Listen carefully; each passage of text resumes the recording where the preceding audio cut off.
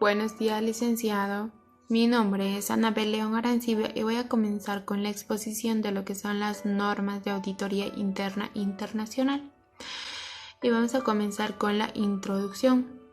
La auditoría interna son realizables en ambientes legales y culturales diversos para organizaciones que varían sus propósitos, tamaños y estructura y por personas dentro o fuera de la organización. El propósito de la norma es orientar en la adhesión de los elementos obligatorios de marco internacional para la práctica profesional de la auditoría interna. La 2 sería proporcionar un marco para ejercer y promover un amplio rango de servicios de la auditoría interna de valor añadido. La 3 sería establecer las bases para evaluar el desempeño de la auditoría interna.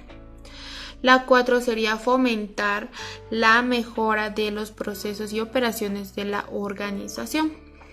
Y ahora vamos a ver lo que es la norma sobre atributos. La primera sería la 1000, que es propósito, autoridad y responsabilidad, que nos dice de la actividad de la auditoría interna. Deben estar formalmente definidos en un estatuto en conformidad con la misión de la auditoría interna. Esta 1000 tiene dos subdivisiones, que sería la 1000A1, que sería que la naturaleza de los servicios de aseguramiento proporcionados a la organización debe estar definido en el estatuto de la auditoría interna si los servicios de aseguramiento fueran proporcionados a terceros o ajenos de la organización. También nos da otro que sería la 1000C1, que nos dice que la naturaleza de los servicios de consultorio debe estar definido en el estatuto de auditoría interna. Después tenemos la 1010, que sería el reconocimiento de los elementos obligatorios en el estatuto de auditoría interna, que nos dice que la naturaleza obligatoria de los principales fundamentales para la práctica profesional de la auditoría interna, el código de la ética, las normas y la definición de auditoría interna. También tenemos la 1100, que sería independencia y objetividad, que nos dice que la actividad de auditoría interna debe ser independiente de los autores internos, debe ser objetivos en el cumplimiento de su trabajo. También tenemos la 1110, que es la independencia dentro de la organización, que nos dice que el director de la auditoría interna debe responder ante un nivel jerárquico tal dentro de la organización que permita a la actividad de auditoría interna cumplir con sus responsabilidades. Esta tiene una subdivisión que sería la 1110A1, que nos dice que la actividad de auditoría interna debe estar libre de injerencias al determinar el alcance de la auditoría interna, al desempeñar su trabajo y al comunicar sus resultados. El director ejecutivo de auditoría debe declarar dichas injerencias al Consejo si hubiese que tratar sus implicaciones. También tenemos la 1111, que es la interacción directa con el Consejo, que nos dice que el director ejecutivo de auditoría interna debe comunicarse e interactuar directamente con el Consejo de Administración. En el 1112, que es el papel del director ejecutivo de auditoría, además de auditoría interna. Este sería cuando el director ejecutivo de auditoría interna asuma o espera que asume un papel de responsabilidades. Aparte de auditoría interna, debe aplicar salvaguardas para limitar impedimentos a la independencia y objetividad. Hola, mi nombre es Marianely Cruz López. Continuando con la temática de exposición, vamos a exponer sobre la objetividad individual. ¿Qué es la objetividad individual? Para los auditores internos deben tener una actitud imparcial y natural y evitar cualquier conflicto de intereses. En este caso, la independencia de la objetividad individual se basa en 3 puntos importantes, que son: los auditores internos deben abstenerse de evaluar operaciones eficaces de las cuales hayan sido previamente responsables. Los trabajos de aseguramiento para funciones del cual el director ejecutivo tiene responsabilidad deben ser supervisadas por alguien fuera de la actividad de auditoría interna.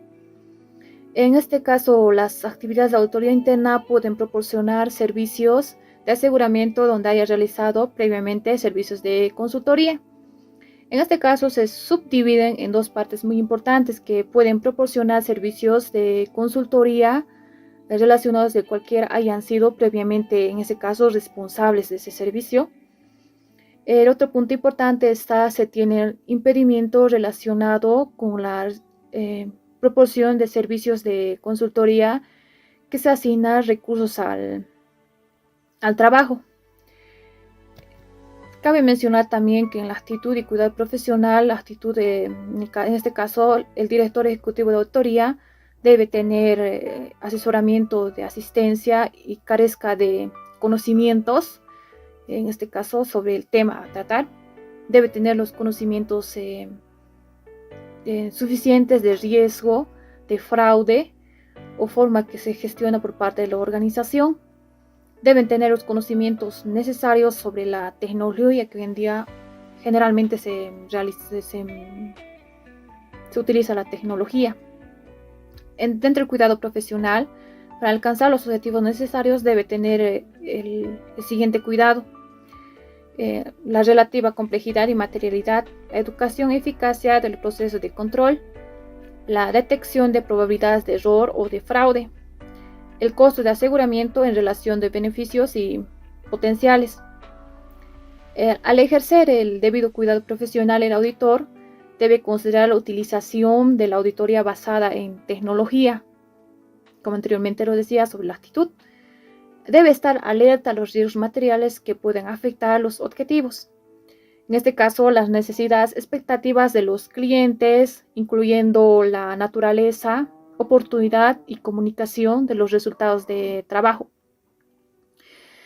La complejidad relativa y extensión de la tarea necesaria para cumplir los objetivos. En otro caso, sería el costo de trabajo de consultoría en relación a beneficio-costo. Cabe mencionar también el desarrollo del potencial profesional continuo, en este caso, la actualización, la ética profesional que debe tener un auditor al realizar su trabajo. En este caso también hay los requisitos de programa de mejora de aseguramiento interno y de calidad serían, en este caso, evaluaciones que sean evaluaciones internas y evaluaciones externas. ¿Qué son las evaluaciones internas? Deben incluir dentro de las evaluaciones internas el seguimiento continuo, desempeño de la actividad de auditoría interna, autoevaluaciones periódicas, evaluaciones por parte de otras personas dentro de la organización, en este caso de la interna. Dentro de las evaluaciones externas cabe mencionar un equipo de evaluador, que esta evaluación se debe realizar por lo menos cada 5 años por un evaluador calificado, ya sea individual o un grupo de personas. En este caso, el auditor ejecutivo, director ejecutivo, debe realizar un consejo para evaluar la forma y frecuencia de las evaluaciones externas, las calificaciones, independencia de evaluación, equipo evaluador. Soy Celia Capaico Kelcasi y continuaré con la explicación. Informe sobre el programa de aseguramiento y mejora de la calidad. El director ejecutivo de auditoría debe comunicar los resultados del programa de aseguramiento y mejora de la calidad a la alta dirección y al consejo. La comunicación debe incluir el alcance y frecuencia de las evaluaciones internas y externas, la calificación e independencia del evaluador o equipo de evaluación, incluyendo potenciales conflictos de interés, las conclusiones de los evaluadores y los planes de acciones correctivas. En la utilización cumple con las normas internacionales para el ejercicio profesional de la auditoría interna. Esto manifiesta que la actividad de la auditoría interna cumple con las normas internacionales para el ejercicio profesional de la auditoría interna. Es apropiado solo si lo respaldan los resultados del programa de aseguramiento y mejora de la calidad. Declaración de incumplimiento. Cuando el incumplimiento del código de ética o las normas afectan el alcance u operación general de la actividad de auditoría interna, el director ejecutivo de auditoría interna debe declarar el incumplimiento y su impacto ante la alta dirección y el consejo. Normas sobre desempeño. Tenemos las siguientes normas: administración de la actividad de auditoría interna, naturaleza del trabajo, planificación del trabajo, desempeño del trabajo, comunicación de resultados, seguimiento del proyecto y la comunicación de la aceptación de los riesgos. Todas estas normas describen la naturaleza de las actividades de auditoría interna y proveen criterios para medir su desempeño. Tenemos la primera norma, que sería la administración de la actividad de auditoría interna.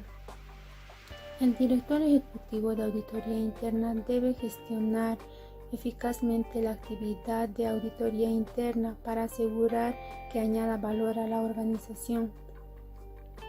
En la planificación, debe establecer un plan basado en los riesgos a fin de determinar las prioridades de la actividad de auditoría interna. Dichos planes deberán ser consistentes con las metas de la organización. En la comunicación y aprobación, debe comunicar los planes y requerimientos de recursos de la actividad de auditoría interna, incluyendo los cambios provisionales significativos, a la alta dirección y al consejo. En la administración de recursos, debe asegurar que los recursos de auditoría interna sean apropiados, suficientes y eficazmente asignados para cumplir con el plan aprobado.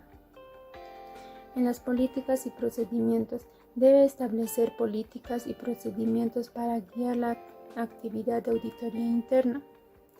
En la coordinación y confianza, debería compartir información, coordinar actividades y considerar la posibilidad de confiar en el trabajo de los otros proveedores internos y externos de aseguramiento y consultoría para asegurar una cobertura adecuada y minimizar la duplicidad de esfuerzos. En el informe de alta dirección y al consejo, debe informar periódicamente a la alta dirección y al consejo sobre la actividad de auditoría interna en lo referido al propósito, autoridad, responsabilidad y desempeño de su plan y sobre el cumplimiento del código y ética de las normas. Proveedor de los servicios externos y responsabilidad de la organización sobre la auditoría interna. Cuando un proveedor de servicios externos presta servicios de auditoría interna, dicho proveedor debe poner en conocimiento de la organización que esta última retiene la responsabilidad de mantener una función de auditoría interna efectiva. Buenos días, licenciados. Soy Gabriela Bernal y continuando con la exposición, la norma 2100 de naturaleza de trabajo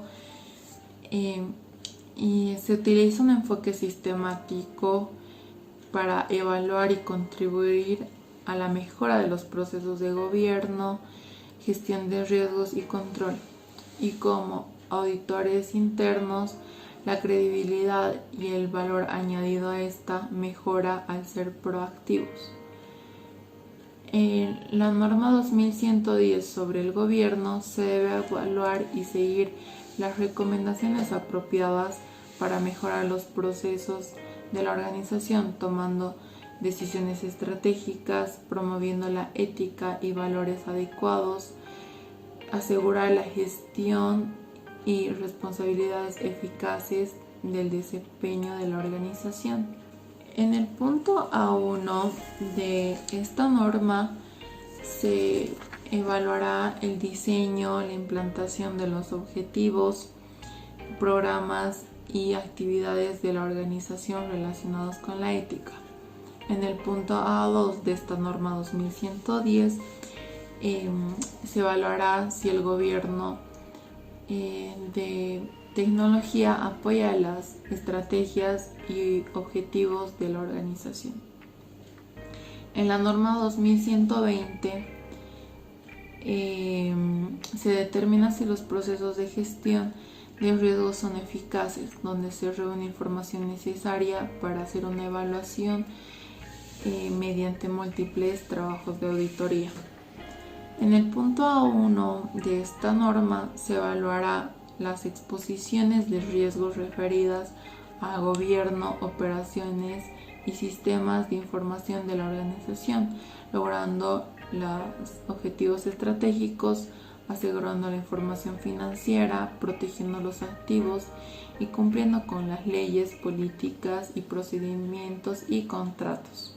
En el punto A2 de esta norma se evaluará la auditoría interna, evaluará la posibilidad de que ocurra un fraude y cómo la organización lo manejará. En el punto C1 de esta norma 2120 se debe considerar el riesgo compatible de los objetivos del trabajo y estar alertas a la existencia de otros riesgos significativos. En el punto C2 de esta norma dice que se deben incorporar conocimientos de riesgo que se obtienen de los trabajos de consultoría en su evaluación de los procesos de gestión de riesgos de la organización. En el punto C3 indica que los auditores internos, al ayudar a la dirección con los procesos de gestión, deben abstenerse de asumir responsabilidades propias de la dirección. En la norma 2130 sobre el control, asiste a la organización en el mantenimiento de controles efectivos mediante una evaluación de eficacia y eficiencia de los mismos. En el punto A1, los auditores internos evaluarán la adecuación y eficacia de los controles en respuesta a los riesgos del gobierno, operaciones y sistemas de información de la organización. El punto C1 de esta norma 2130 indica que los auditores internos deben incorporar los conocimientos de los controles que han obtenido de los trabajos de consultoría, de su evaluación de los procesos de control de la organización. Y la norma 2200, planificación de trabajo, indica que los auditores internos deben elaborar y documentar un plan de trabajo considerando estrategias, objetivos y riesgos para cada trabajo, que incluya su alcance, objetivos, tiempo y asignación de recursos. En la norma 2201, consideración sobre planificación, indica que al planificar el trabajo, los auditores internos deben considerar las estrategias y objetivos de la actividad, siendo que esta está revisada y los medios con los cuales la actividad está controlada su desempeño. Los riesgos significativos de los objetivos, recursos y operaciones de la actividad. La adecuación y eficacia de los procesos de gobierno, gestión de riesgos y control de la actividad comparados con un enfoque y modelo relevante. Las oportunidades de introducir mejoras significativas en los procesos de gobierno, gestión de riesgos y control de la actividad. En el punto A1 de esta norma,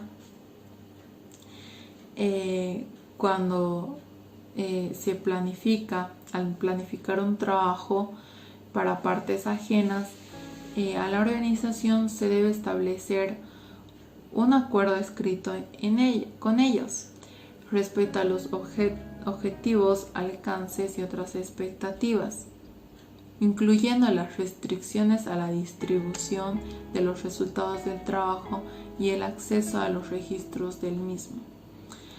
Y el punto C1 de esta norma 2201 se debe establecer un acuerdo con los clientes de trabajos de consultoría referido a las expectativas de los clientes. En caso de que sean trabajos significativos, el acuerdo debe estar documentado. Muy buenos días, licenciado. Mi nombre es Rolando Arenas. Vamos a continuar con la exposición. En la 2210, objetivos de trabajo. En la 2210A1, los auditores internos deben realizar una evaluación preliminar de los riesgos relevantes para la actividad bajo revisión. En la 2210A2, el auditor interno debe considerar la probabilidad de errores, fraudes, incumplimientos y otras exposiciones significativas al elaborar los objetivos del trabajo. En la 2210A3, se requiere criterios adecuados para evaluar el gobierno, la gestión de riesgos y los controles. En la 2200C1, los objetivos de los trabajadores de consultoría deben considerar los procesos de gobierno, riesgos y control hasta el grado de extensión acordado con el cliente. En la 2210C2, los objetivos de los trabajadores de consultoría deben ser compatibles con los valores, estrategias y objetivos de las organizaciones. En la 2220, alcance del trabajo. La 2220A1, el alcance del trabajo debe tener en cuenta los sistemas, registros, personal y bienes relevantes, incluso aquellos bajo el control de terceros. En la 2220A2, si durante la realización de un trabajo de aseguramiento surgen oportunidades de realizar trabajos de consultoría significativos, debería lograrse un acuerdo escrito específico en cuanto a los objetivos, alcance, responsabilidades respectivas y otras expectativas. En la 2220C1, al desempeñar trabajos de consultoría, los auditores internos deben asegurar que el alcance del trabajo sea suficiente para cumplir los objetivos acordados. En la 2220C2, durante los trabajos de consultorías, los auditores internos deben considerar los controles consistentes con los objetivos del trabajo y estar abiertas o alertas en este caso a los asuntos de control significativos. En la 2230, asignación de recursos para el trabajo. Los auditores internos deben determinar los recursos adecuados y suficientes para lograr los objetivos de trabajo, basándose en una evaluación de la naturaleza y complejidad de cada trabajo, las restricciones de tiempo y los recursos disponibles. En la 2240A1, los programas de trabajo deben incluir los procedimientos para identificar, analizar, evaluar y documentar información durante la tarea.